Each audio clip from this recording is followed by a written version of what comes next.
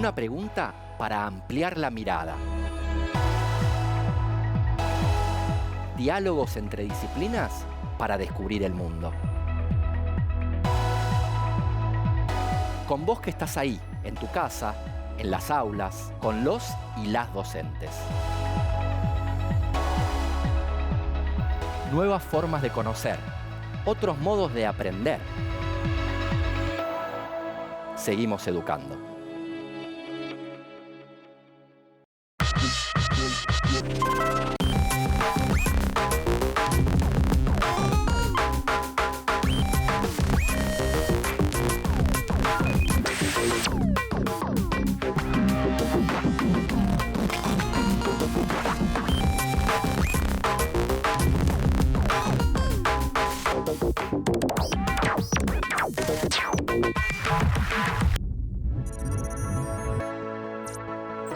Hola, soy Andrés Riesnik y hoy, junto con Julieta, profesora de Formación Ética y Ciudadana, y Lucas, profesor de Lengua y Literatura, nos preguntamos: ¿cómo se construye un acontecimiento mediático?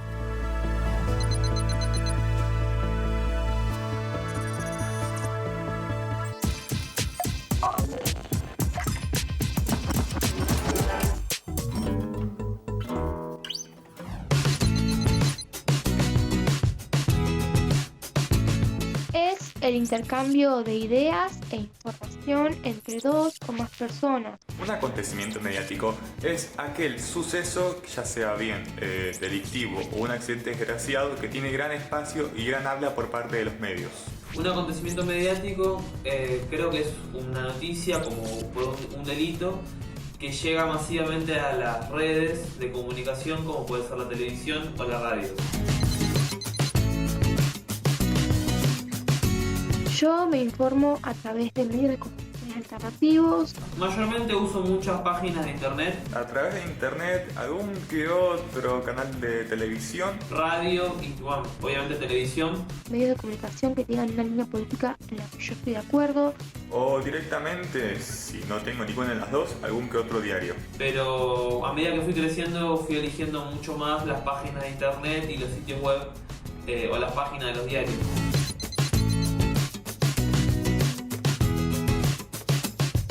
Los elijo porque muestran la verdad del lado del oprimido y no del opresor. Los medios que yo utilizo, para informarme, los elijo en base a depende mi ideología o mi forma de pensar, que sean similares, claramente. Tengo entendido que el propósito del periodista es dar la noticia, es recibir y dar la noticia. Un periodista lo que hace es recaudar información, verificarla y transmitirla a la gente y a sus oyentes. Lo que hace un periodista es informar a los televidentes, o sí, o a través de la radio, con la voz, sobre el suceso que esté pasando en ese momento o que pasó.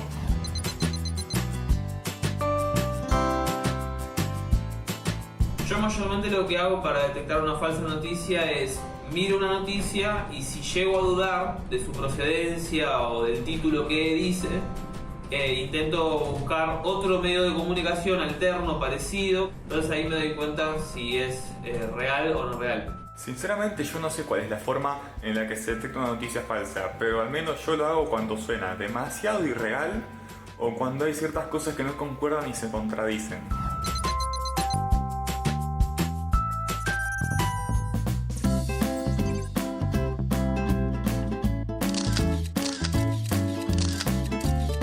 ¿Y Andrés? ¿Lo viste?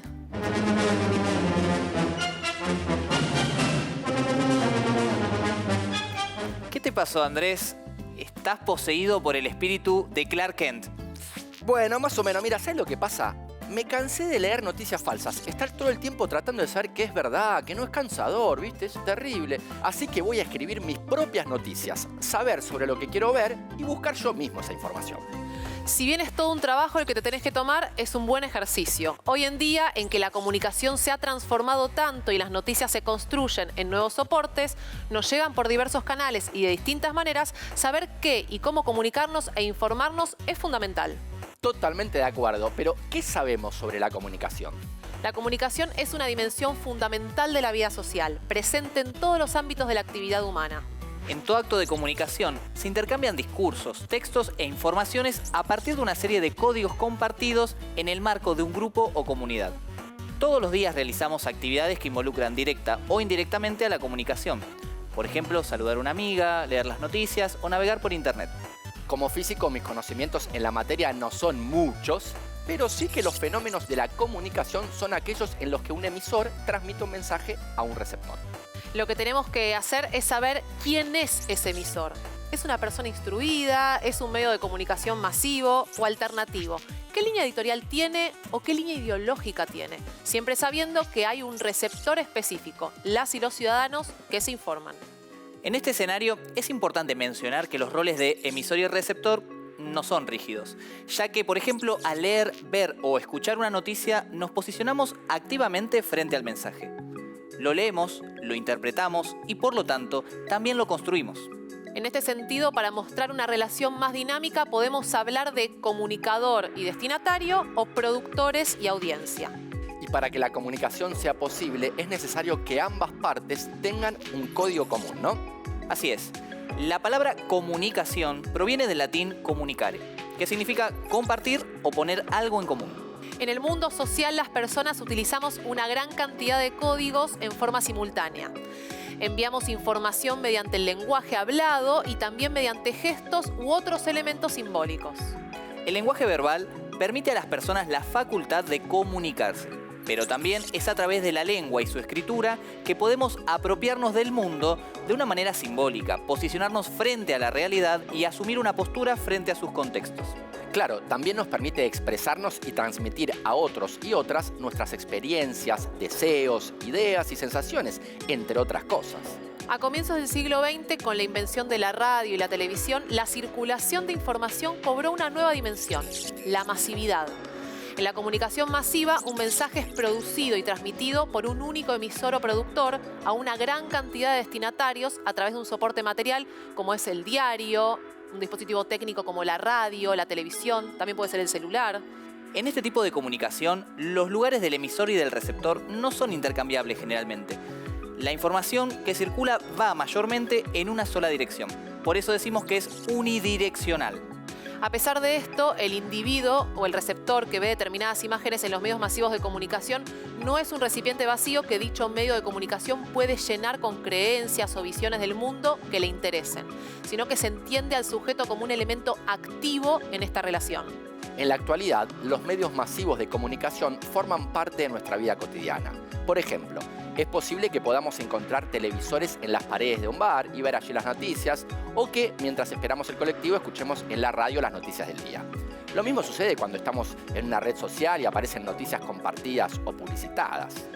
Exactamente, y hacia finales del siglo XX las tecnologías de la información y la comunicación modificaron el ecosistema comunicativo, favoreciendo aún más a la distribución y circulación masiva.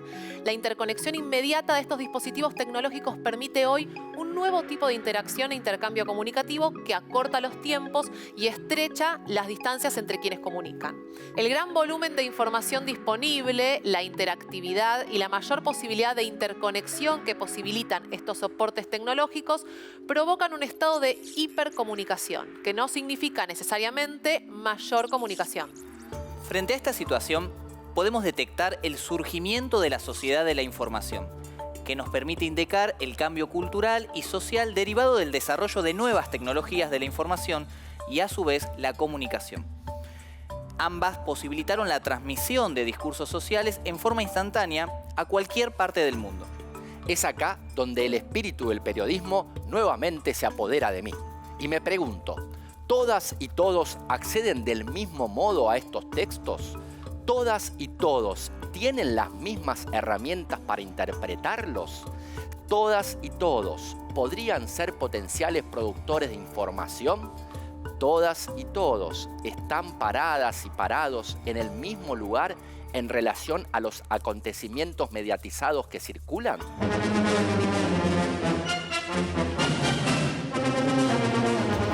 Como hemos mencionado, Hoy nos encargaremos de comprender cómo funciona la comunicación masiva en lo que respecta a la producción y recepción de mensajes mediáticos. Y por sobre todo, responderemos a la pregunta: ¿cómo se construye un acontecimiento mediático?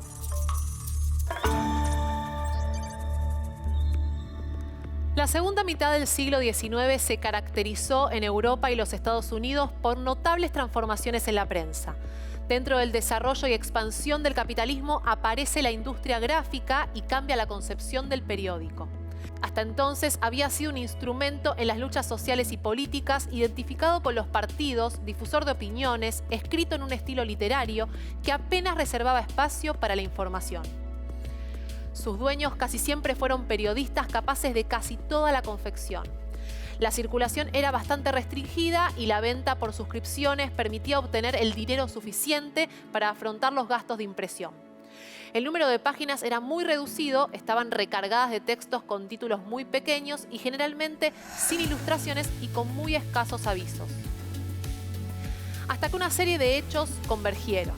Muchos inventos e innovaciones tecnológicas como la prensa rotativa y el telégrafo, la expansión del ferrocarril y el linotipo, entre otros, permitieron producir el periódico en menos tiempo. También el crecimiento de una población urbana, el descenso del analfabetismo y el desarrollo del correo contribuyeron a incrementar el número de lectores. El precio por ejemplar bajó dentro del contexto capitalista en el que aparecía la publicidad como una nueva forma de financiación del periodismo. La información comenzó a tomar relevancia y a separarse de las columnas o notas de opinión. Los hechos son sagrados, la opinión es libre. Quedó como base de la doctrina de la objetividad y marcó el fin de una época en la que la noticia siempre se escribía sin ocultarse, con comentarios salpicados del autor. Había nacido el periodismo informativo con pretensiones de neutralidad y unas décadas después, por la competencia, el amarillismo o sensacionalismo. Los tiempos siguen el curso de los cambios y es entonces donde se comienza a entender que el derecho a la información supone que todas las personas deben poder acceder a ella y pensar y expresarse libremente. En este derecho se incluye tanto la garantía de no ser perseguidos o molestados por nuestras opiniones o ideas, como la posibilidad real y concreta de buscar y recibir información y opiniones plurales, difundirlas sin limitación de fronteras y por cualquier medio de expresión. Pero fue mucho antes, en 1789, en el marco de la Revolución Francesa, cuando se proclamó la Declaración de los Derechos del Hombre y del Ciudadano. Fue uno de los primeros documentos que estableció que la libertad de expresión estuviese contemplada como un derecho básico. Libertad entendida todavía como un derecho civil e individual a emitir información. En 1948, el artículo 19 de la Declaración Universal de los Derechos Humanos de la Organización de las Naciones Unidas, la ONU, consagró como derechos humanos tanto el recibir información como el de expresarse libremente. En 1985, la Corte Interamericana de Derechos Humanos estableció que el derecho a la información requiere, por un lado, que nadie sea arbitrariamente menoscabado o impedido de manifestar su propio pensamiento y representa, por lo tanto, un derecho de cada individuo. Pero también, por otro lado, un derecho colectivo a recibir cualquier información y a conocer la expresión del pensamiento ajeno. En concreto, este derecho se expresa en un conjunto de facultades para cada uno de los participantes en el proceso informativo. Para quien recibe información deben ser garantizados el derecho a ser informados verazmente, el de tener acceso a los mensajes en forma oportuna y sin interferencias, el de poder escuchar una pluralidad de informaciones y opiniones. Para quien difunde, el derecho a no ser censurado de forma implícita o explícita y el de investigar y difundir informaciones y opiniones por cualquier medio. Como vemos, hacia finales del siglo XX, el derecho a la información y la comunicación se empieza a contemplar como un derecho colectivo y no solo personal. En Argentina, el derecho a la información alcanzó plena vigencia con la reforma de la Constitución Nacional en 1994. En aquel momento se incorporaron a la ley fundamental los tratados internacionales de derechos humanos. Se estableció el principio de publicidad de los actos de gobierno y el derecho al acceso a la información pública en varios artículos. A principios del siglo XX, con la invención de la radio y la televisión, la circulación de información cobró una nueva dimensión, la masividad. los medios masivos de comunicación lograron emitir sus mensajes a un gran número de personas en cada transmisión. En este sentido, empezamos a pensar en los hechos como noticiables. Para que un acontecimiento sea noticiable, debe al menos ser importante, interesante, llamativo o valioso para una gran mayoría, la masa. Hoy esa multiplicidad de medios, las diversas formas de acceder a la información y los intereses económicos y políticos de los multimedios hacen que sea difícil saber cómo y dónde informarse y las intenciones que hay detrás de la construcción de la noticia o de los diversos acontecimientos mediáticos.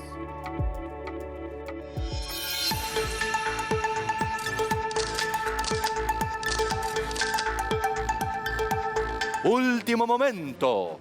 Conductor ve el tape histórico y tiene varias preguntas para hacer.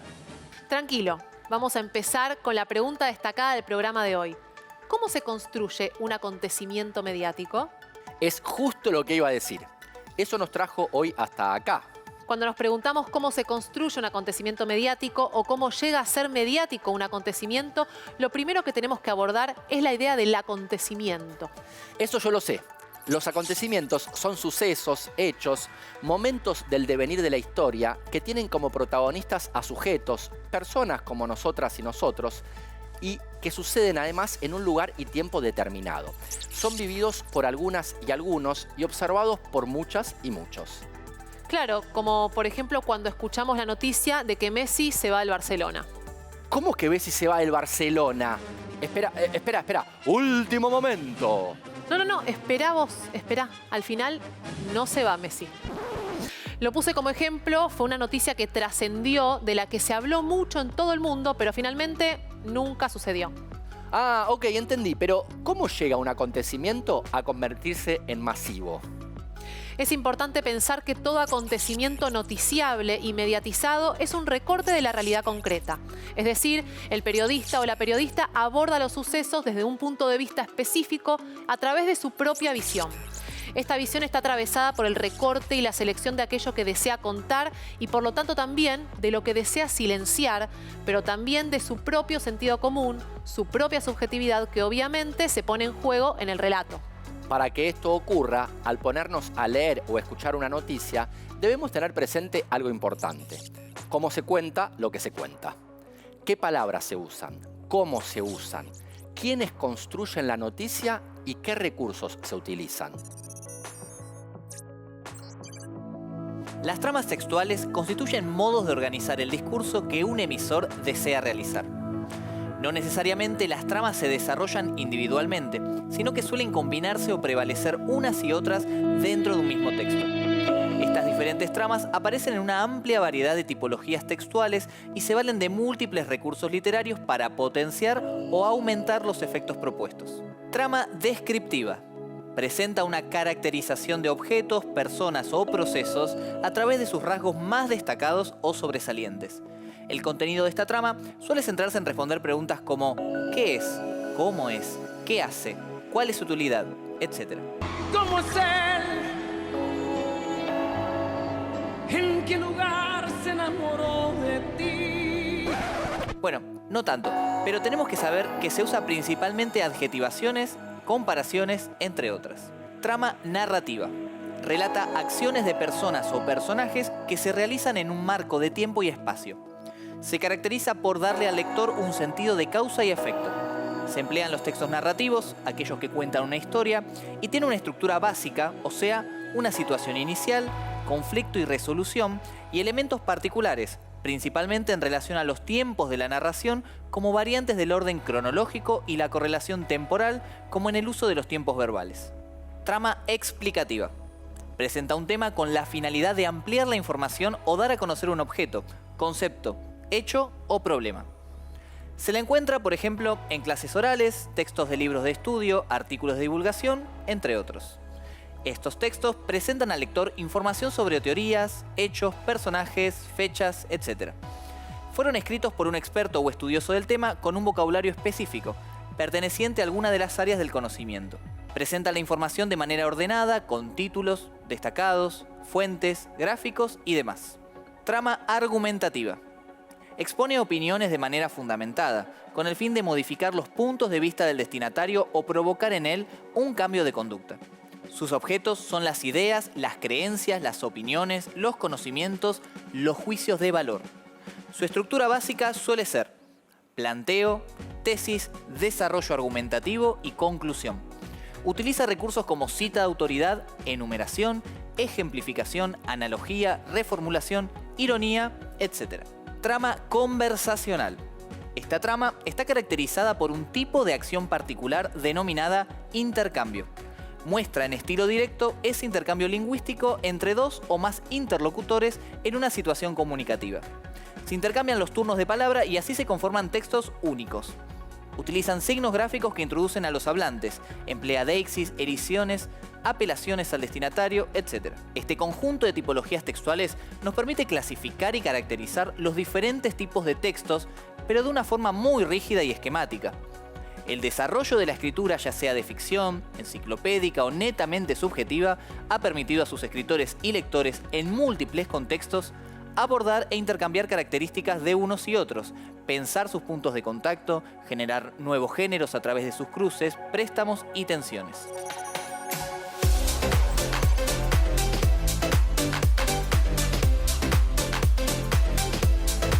Estuve viendo la noticia de Messi. Me asustaste, Juli.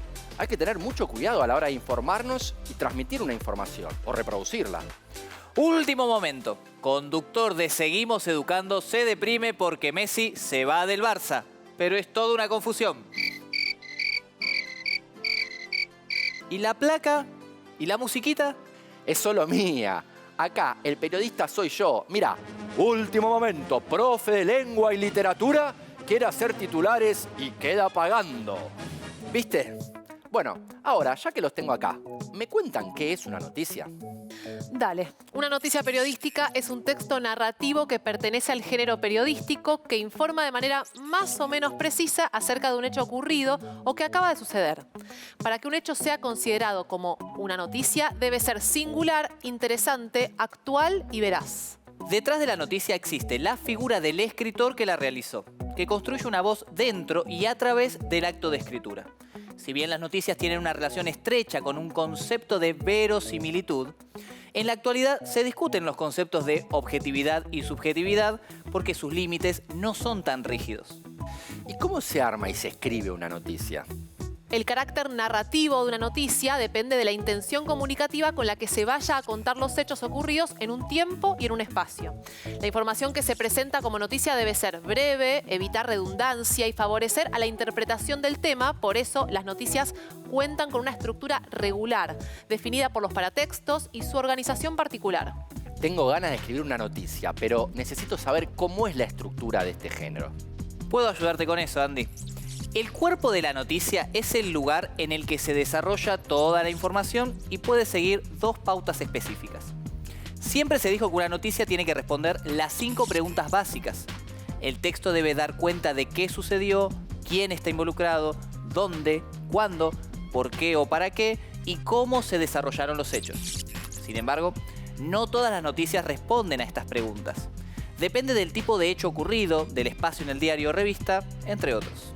La información o las noticias tradicionales suelen ordenarse siguiendo la figura de una pirámide invertida, ya que en los primeros párrafos se narra lo más importante y luego se suman detalles del hecho. Cuando se comienza a leer una noticia, se puede comprobar que la información más importante que contiene aparece casi en forma completa en las primeras frases. Aunque no siempre esto es así. El texto de la noticia resume al principio lo más relevante del hecho y después, los párrafos sucesivos, desarrolla y profundiza la información, la describe y la comenta. Así el lector puede informarse sobre lo principal sin necesidad de leer la noticia completa y solo leerla si realmente está interesada o interesado en profundizar sobre esos acontecimientos. Y cuando se habla de paratexto, ¿de qué se trata puntualmente?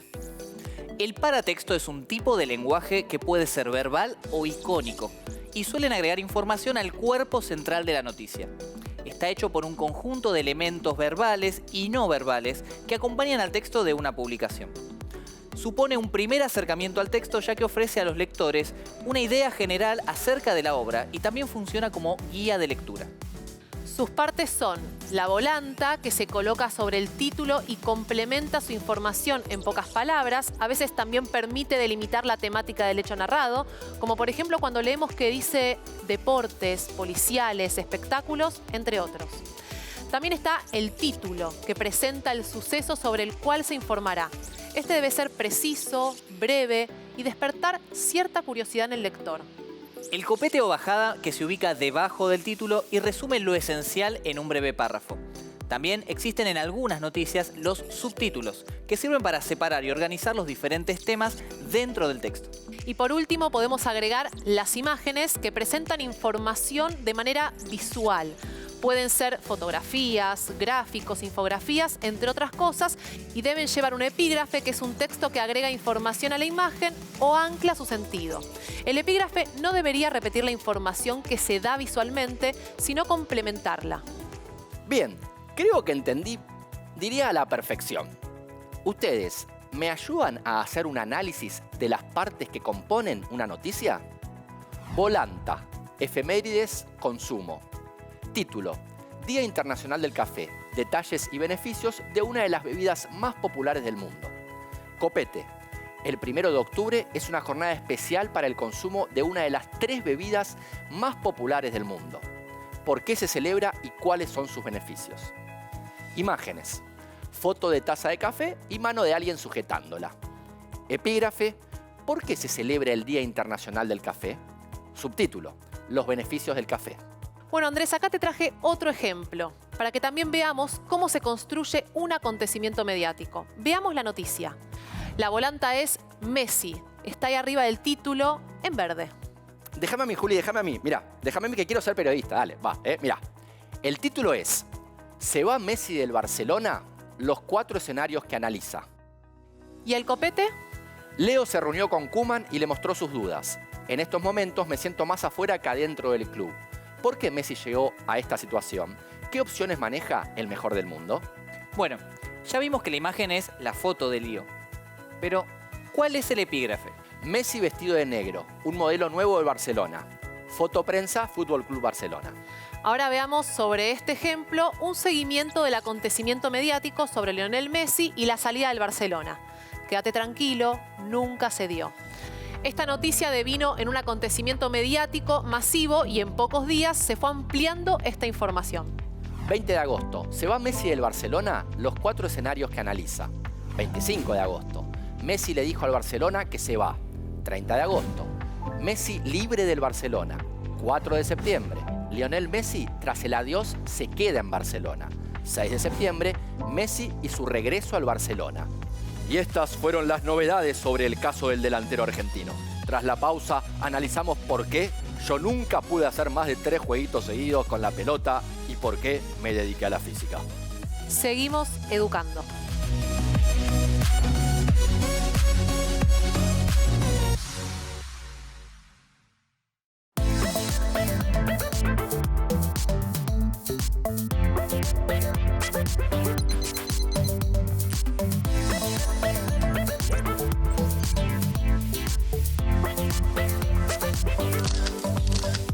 Arranca el segundo bloque. Bueno, y mis compañeros ya no me están aguantando tanto la idea de titular todo. Ampliaremos. Bien, ahora que ya sabemos qué es una noticia, me pregunto, ¿cuál es su función? La radio, la prensa, la televisión y ahora Internet se han encargado de 3 funciones básicas en la comunicación y transmisión de hechos o sucesos relevantes, usando obviamente las noticias. Informar, formar y entretener. Estas 3 funciones se han ido modificando con el transcurso del tiempo según las distintas ideas de comunicación, información y periodismo.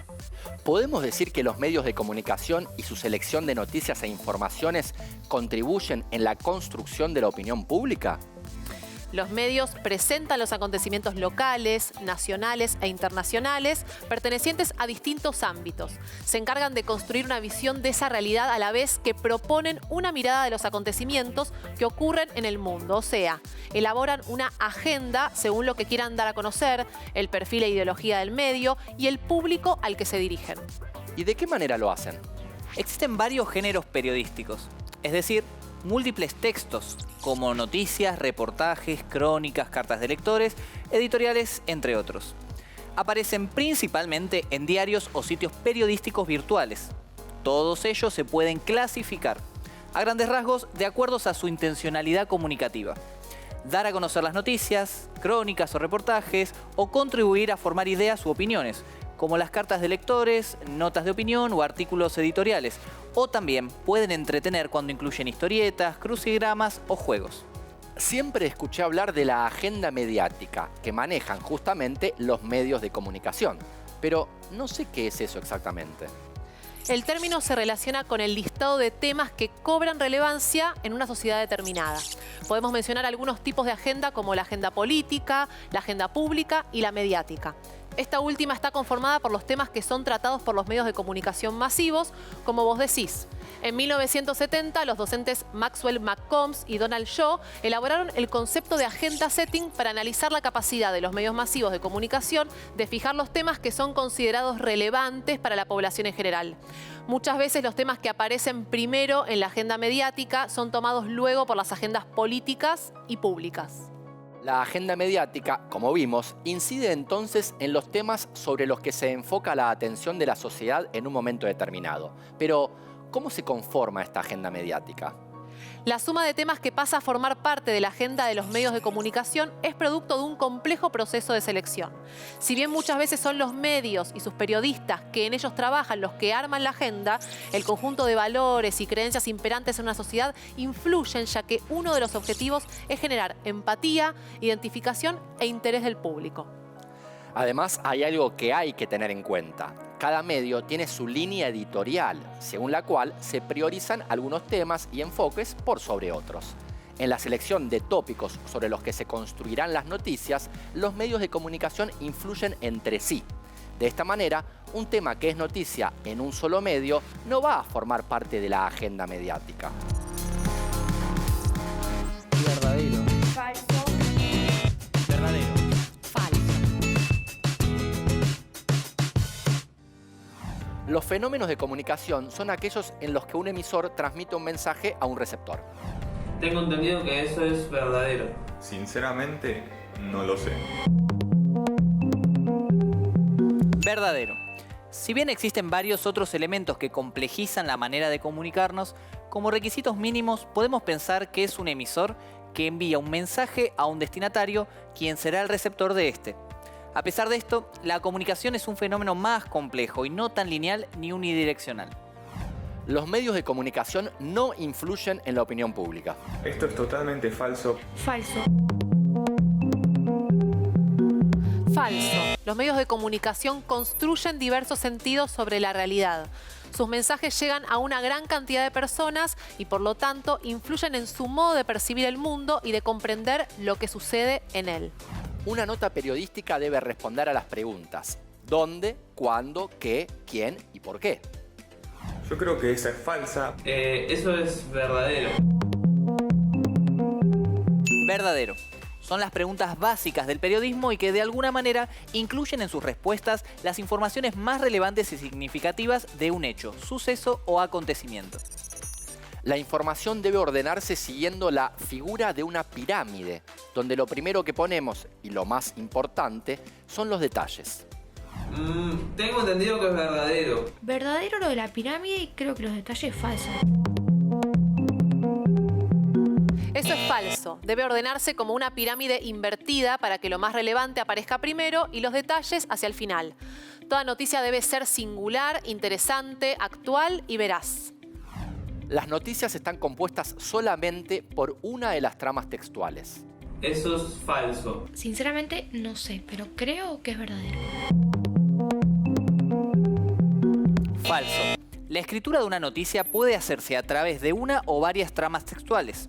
Según la intención comunicativa y propósitos o alcances de su autor o autora, algunas tramas pueden predominar sobre otras. Pero las noticias periodísticas representan un complejo entramado de recursos narrativos, descriptivos, dialogales, argumentativos y expositivos.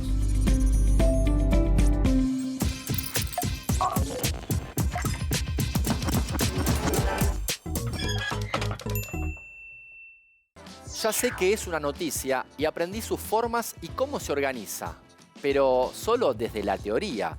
Así que les propongo a todos y todas del otro lado de la pantalla, ¿por qué no hacemos este tutorial juntos? ¿Cómo se arma una noticia periodística? El objetivo de este tutorial es que escribas tu propia noticia periodística. Para ello vamos a necesitar que te inspires en algún acontecimiento, hecho o suceso de tu pueblo, ciudad o provincia. Yo voy a usar como idea mi intención de ser periodista. Ustedes pueden elegir algún tema de interés, pero hay que tener en cuenta algo importante. Ese acontecimiento debe ser noticiable, o sea, interesante para tus lectores y lectoras, como por ejemplo, la inauguración de un centro de salud, las nuevas normativas para el regreso a las aulas u otros temas así. Es importante que pienses cuál de las tramas narrativas va a predominar y qué desarrollo tendrá cada una en el texto. Por ejemplo, si el objetivo es informar sobre la inauguración del centro de salud, predominará la trama descriptiva y la explicativa, pero también podés incluir una entrevista dando lugar así a la trama conversacional. Una vez que hayas elegido el tema, es hora de escribir el cuerpo de esa noticia, intentando dar respuesta a las preguntas básicas del periodismo. ¿Qué sucedió? ¿Quién está involucrado? ¿Dónde? ¿Cuándo? ¿Por qué o para qué? Y cómo se desarrollaron los hechos. No te olvides de desarrollar tu escritura a través de la forma de pirámide invertida. Finalmente, nos ocuparemos de los elementos paratextuales, empezando por un título atrapante y cautivador. Yo voy a ponerle Andrés Riesnik, de científico a periodista. Ahora, también debemos incluir la volanta. Yo voy a poner primicia de Seguimos Educando. Y hay que hacer un copete. A ver, el físico y conductor se dedicará al periodismo para crear sus propias noticias y así estar bien informado. Le agregamos la fecha y hora, tu nombre y apellido y finalmente la o las fotos o imágenes y los epígrafes. Y se imprime, ya soy periodista.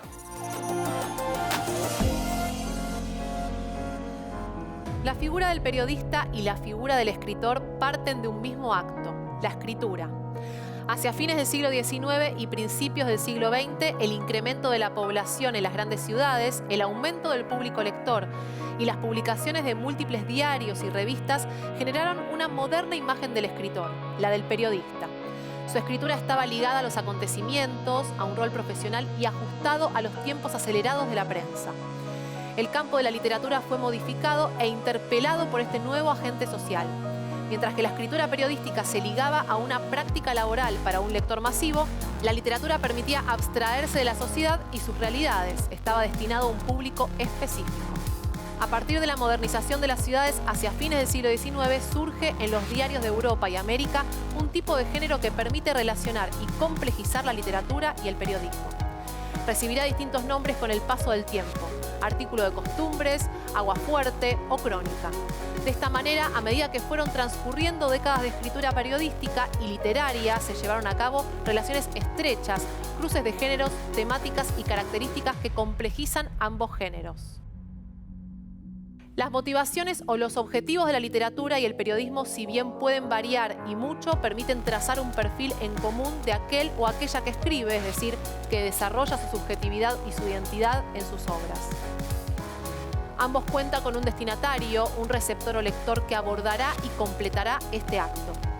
Los escritores y escritoras de ficción y de no ficción delinean una relación con su entorno, con aquello que está fuera del texto, con aquello que podemos nombrar como realidad. Hay múltiples posturas entre quienes trazan una frontera infranqueable entre un género y otro y quienes se atreven a explorar sus alternativas. Veamos algunas de esas experiencias y testimonios de personas que incursionaron tanto en la escritura literaria como en la escritura periodística. El escritor y periodista argentino Osvaldo Bayer decía en una entrevista que toda la literatura que escribió era realidad y notó que la realidad tiene mucha más fantasía que cualquier fantasía. Así los escritores describen todas esas fantasías que habían vivido. Para él la literatura debía ser de denuncia, una literatura que busca la verdad histórica, que busca la verdad. Finalmente asevera, la realidad es una referencia necesaria, pero dentro del texto. Angélica Gorodischer es escritora y dice que ella nunca investiga, que lo inventa todo. Mientras sea verosímil dentro del texto, no le importa si es cierto o no. Si el otro lo cree, está bien. Martín Caparrós también es periodista y escritor con años de trayectoria y asegura que le han preguntado centenares de veces cómo es la relación entre escribir periodismo y escribir literatura. Ante estos interrogantes suele decir que le parece que la pregunta está mal formulada en la medida que cree que el periodismo es un género literario, es una forma de literatura. Él no hace diferencia cuando trabaja al escribir ficción y al escribir no ficción. Busca maneras distintas, explora sus límites y cruces. Asegura, a veces hasta las maneras en que escribo no ficción son más literarias que las maneras en que escribo ficción. Otro ejemplo es el de Mempo Giardinelli, quien no cree en el hacer periodismo en la literatura ni hacer literatura en el periodismo. Es decir, cuando escribe periodismo, alega estar escribiendo periodismo y no otro género. Sostiene que él no hace literatura en el periodismo ya que allí está trabajando con lo que se supone la búsqueda de la verdad. Está trabajando, según dice, con el apuro del plazo y atrás del mango que le va a traer ese texto. Y eso es una cosa que condiciona esa escritura y le da una practicidad para eso. Y si en todo eso le aparece una hermosa metáfora, se la guarda y la anota para cuando escriba literatura. Dice que la literatura trabaja para la ficción, para la mentira permitida, trabaja para la imaginación pura, no tiene más tiempo que el texto necesita. El oficio del escritor es descubrir cuál es el tiempo que necesita el texto. Hay una frase del periodista y escritor argentino Arlt sobre el periodista y escritor. El buen periodista es un elemento escaso en nuestro país, porque para ser buen periodista es necesario ser buen escritor. Roberto Arlt había nacido en el año 1900, fue uno de los grandes periodistas de la época, pero cuenta también con importantes novelas para la literatura argentina. El juguete rabioso de 1926, Los siete locos escrito en 1929, Los lanzallamas en 1931. Fue periodista del diario El Mundo desde 1928, donde publicaría sus aguafuertes, no solo de Buenos Aires, sino de otras grandes ciudades del mundo. Las aguafuertes son textos breves de diferentes temáticas urbanas, presentan un lenguaje y tono sencillo y coloquial propio de su época, la década del 20. Las principales temáticas fueron el paisaje de Buenos Aires, los habitantes de la ciudad, los usos y costumbres y las reflexiones del periodista observador. Arlt construyó la figura de un paseador latinoamericano, un personaje que caminaba y recorría las calles observando y tomando nota de todo lo que veía, realizando una mirada estetizada de la realidad urbana. Pero sin dudas, quien llevó esto a otro nivel fue el gran Rodolfo Walsh cuando nace la no ficción a fines de los años 50 en Argentina.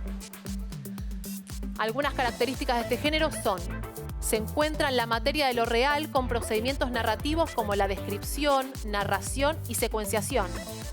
Se mezclan el periodismo, la crónica, la literatura y el ensayo. Incorpora material periodístico para reconstruir los datos concretos del caso o suceso, reportajes, informes, actas, testimonios, entre otras cosas. Se entremezclan estos materiales, se los selecciona, organiza y recorta para alcanzar diferentes efectos en los lectores. Tiene una relación con el género policial, pero la tarea del detective o investigador es llevada a cabo por el periodista que se ocupa de un caso real. Los casos pueden ser inverosímiles, pero no por eso son falsos. La verdad en los relatos es la verdad de los sujetos, o sea, los personajes del narrador o autor, ya que reconstruyen su versión de los hechos. Dos obras exponentes del género son Operación Masacre, de 1957, del argentino Rodolfo Walsh, y A Sangre Fría, de 1965, del escritor estadounidense Truman Capote. Ambos autores se desempeñaron como periodistas y novelistas. Operación Masacre, capítulo 23. Ha llegado el momento. Lo señala un diálogo breve, impresionante. ¿Qué nos van a hacer?, pregunta uno. Camine para adelante, le responden. Nosotros somos inocentes, gritan varios. No tengan miedo, les contestan. No les vamos a hacer nada. Los vigilantes los arrean hacia el basural como a un rebaño aterrorizado. La camioneta se detiene, alumbrándolos con los faros. Los prisioneros parecen flotar en un lago vivísimo de luz. Rodríguez Moreno baja, pistola en mano. A partir de ese instante el relato se fragmenta. Estalla en 12 o 13 nódulos de pánico. Disparemos, Carranza, dice Gavino. Yo creo que nos matan. Carranza sabe que es cierto, pero una remotísima esperanza de estar equivocado lo mantiene caminando. Quedémonos, murmura. Si disparamos nos tiran seguro. Giunta camina a los tumbos, mirando hacia atrás, con un brazo a la altura de la frente para protegerse del destello que lo encandila.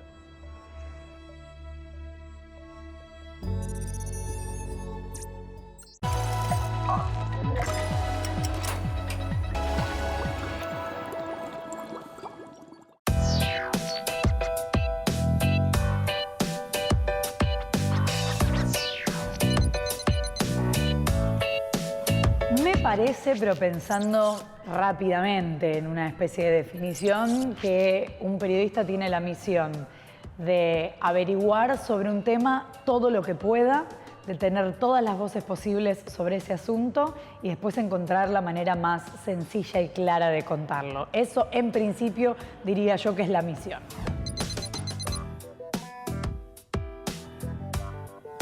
Yo entendería por acontecimiento mediático algo que no necesariamente es la noticia más importante del día, pero que para los medios se transforma en algo muy importante porque hay un montón de canales, un montón de diarios, un montón de radios que están cubriendo eso.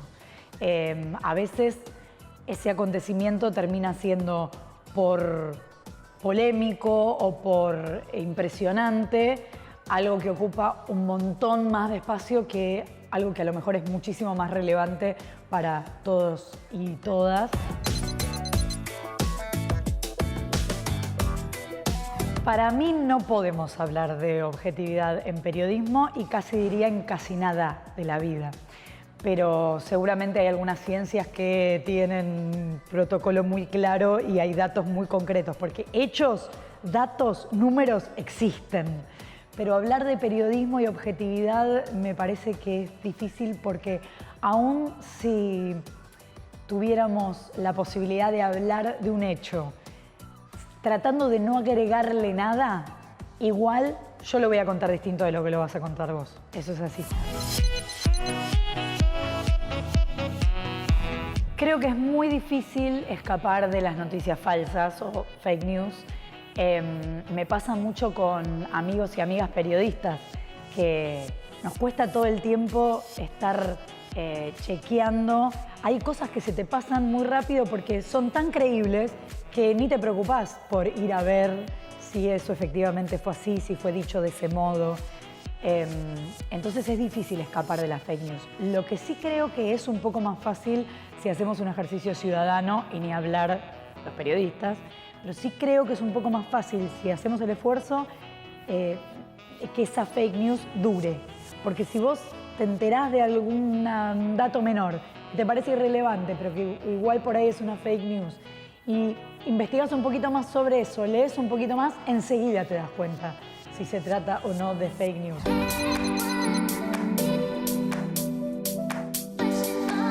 No le encuentro la diferencia entre cualquier periodista que pueda ser plomero o cualquier ferretero que pueda ser escritor. ¿En qué sentido? Que yo creo que son dos oficios que se trabajan, que se aprende, que se estudia todo lo que se pueda, pero como no necesitas una matrícula para ejercerlos, entonces me parece que lo que hace falta es hacerlo, en mi caso, o con mi idea, es que se haga de la manera más profesional posible, en el sentido de que lo estudias, lo haces con seriedad, lo haces con honestidad. Ahora, ¿qué sería que un periodista se convierta en escritor o viceversa?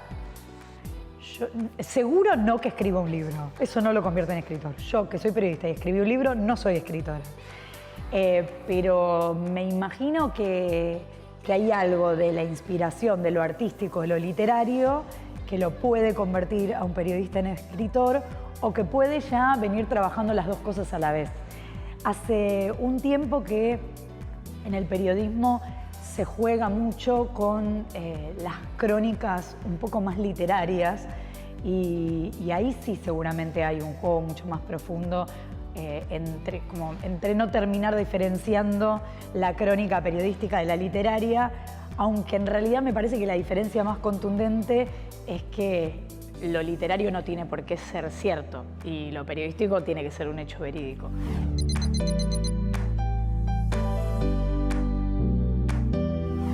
Con toda mi limitación literaria, yo diría que lo máximo que puedo llegar a usar como recurso es alguna metáfora o alguna comparación, a lo mejor alguna cita. En líneas generales, cómo me gustaría ser un poco más escritora que periodista o un poco mejor periodista con recursos literarios. Pero la verdad que creo que no.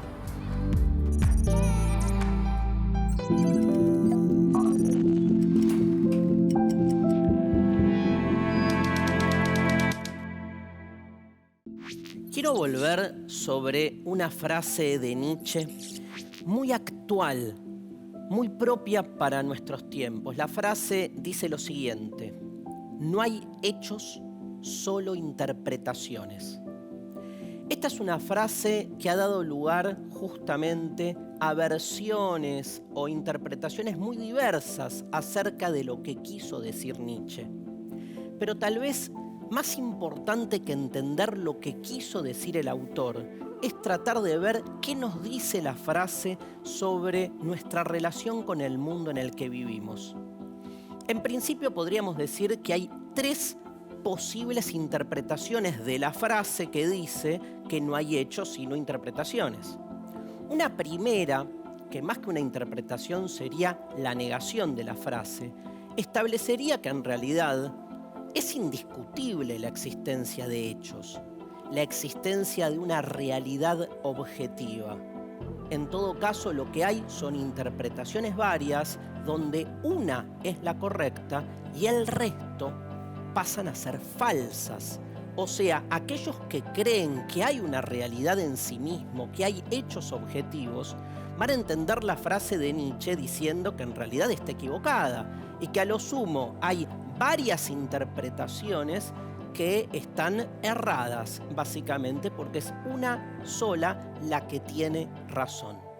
La pregunta acerca de qué significa que estén erradas el resto de las interpretaciones es muy interesante, tomando por ejemplo la filosofía de un pensador francés como Jacques Derrida, que diferencia la falsedad de la mentira. Parecería que se trata de lo mismo, pero el que miente sabe la verdad. En cambio, el que enuncia falsedades directamente la desconoce. Esta diferencia es fundamental para analizar muchas veces qué significa que alguien se equivoque en una interpretación o si está mintiendo adrede. La segunda lectura que quiero hacer es la más común. Es tomar la frase de Nietzsche en el siguiente sentido: hay una realidad, pero es inalcanzable para el ser humano. Estamos condenados a interpretar. Estar condenados a interpretar hace de la interpretación un hecho negativo, como que hay una realidad objetiva allí afuera esperándonos, pero no nos da el cuerpo, no nos da la mente. Somos finitos. Estar condenados a interpretar es la marca de nuestra finitud, pero se vuelve algo insoportable. Por eso solemos decir que existe una realidad allá afuera, pero que nosotros no la podemos alcanzar. Quiero decir con esto, no desestimamos la idea de que existe una realidad objetiva. Solamente lo que definimos es que el ser humano no puede alcanzarla. De este modo, interpretar se vuelve una práctica humana que tiene dos posibles resoluciones, porque en definitiva hay una interpretación que es la que termina instalándose como la verdad. ¿Cuál de ellas? ¿La que surge del consenso entre todas las versiones? ¿O tendremos una vez más que admitir que la interpretación que se instala como única es la interpretación vencedora? Tenemos que admitir una vez más que la cuestión de la verdad es siempre una cuestión de poder y que en la pugna entre interpretaciones la que termina imponiéndose es la que termina estableciéndose como la verdad? Hay una tercera lectura. Yo creo que Nietzsche, en el fondo, no está diciendo que hay hechos pero resultan inalcanzables para el ser humano. La frase dice, no hay hechos, solo interpretaciones. ¿Cómo podríamos entonces establecer que existe algo más allá de nuestra capacidad de interpretar? Y si interpretar es al mismo tiempo constituir los hechos, no digo crearlos, digo simplemente insertarlos en un sistema de producción de sentido previo, que es el que establece finalmente la interpretación que hacemos de las cosas. Si no hay hechos y solo interpretaciones, el hecho también es una interpretación. Pero algo más, el intérprete, dice Nietzsche, también. Esta situación se nos vuelve insoportable, porque una cosa es pensar que todo es interpretación en la medida en que nos sintamos todos intérpretes subjetivos. Pero si el que interpreta también es un efecto de la interpretación, ¿qué nos queda? Las noticias nos llegan por todos lados, nos interpelan, nos enojan, nos llenan de esperanza y a veces nos abruman. Desde hace algunos años, la cantidad de medios por los cuales nos llega la información es enorme y las noticias se masifican y se reproducen los temas casi hasta el hartazgo. Armamos aquí un compilado de noticias que dieron que hablar por distintas razones. En el 2012, más precisamente el 21 de diciembre, según una profecía de los mayas, el mundo se iba a terminar. Durante más de un año, las noticias se hicieron eco de esta información sin ningún sustento científico, hasta que llegó ese día. Muchos escuchamos y vimos en los medios a gente militando contra las vacunas. Muchas de ellas se basan en un estudio que después fue falseado, que se difundió desde una revista de ciencias y la bola de desinformación nunca pudo detenerse. Y si de mitos y falsa información vamos a hablar, ¿cómo dejar atrás la llegada del hombre a la luna? Algo que, a pesar de las pruebas, muchos todavía se animan a discutir. Para despedirnos de esta seguidilla de falsa información, nos vamos con un clásico de la actualidad. La Tierra es plana. Las teorías y videos aparecen por todos lados. Notas periodísticas alimentan y destruyen el mito, haciendo que varios famosos la apoyen e incluso logrando que algunos lleguen al peor final, tratando de probar esta locura. Las noticias van y vienen y está en nosotros saber cuáles son reales y cuáles no. Y aunque parezca irónico, hay que informarse para estar bien informado. Que las noticias no te sorprendan desinformado.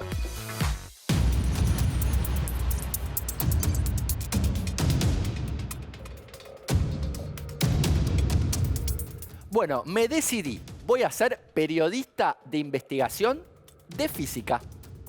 Último momento. Andrés se decide y finalmente va a ser periodista. Al menos hasta el próximo programa.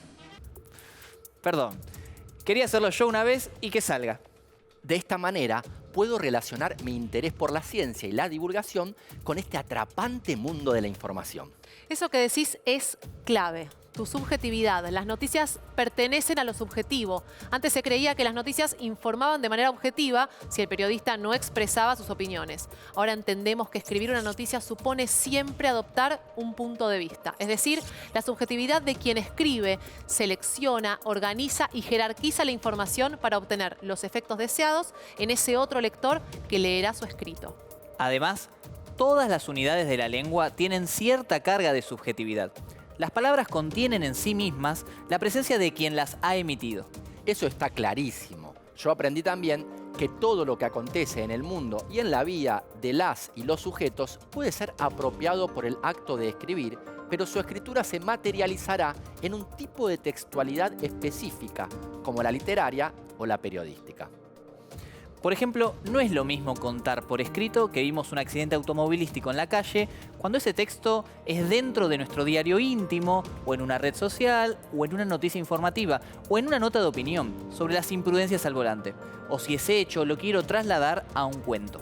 En el caso de los acontecimientos mediáticos, ambas nociones se entrecruzan y en muchos casos hasta aparecen desdibujadas, difíciles de diferenciar. Lo que sucede es que la noticia es construida a partir de hechos concretos o recortes subjetivos de una realidad tangible, pero para que los mismos sean noticiables o mediáticos, son escritos con herramientas literarias que le aportan color y sabor a aquello que estamos leyendo, escuchando o viendo. Por ejemplo, cuando se narra un choque entre dos vehículos, pero la noticia toma la historia de vida de una de las víctimas para que la audiencia se identifique y se involucre con el hecho que se narra.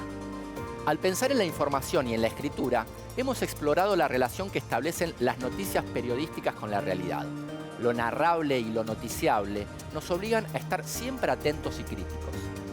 Literaturizar los acontecimientos mediáticos y periodizar la escritura creativa nos permite la entrada a un mundo de cruces e interrelaciones entre sucesos y los modos de abordar esos sucesos.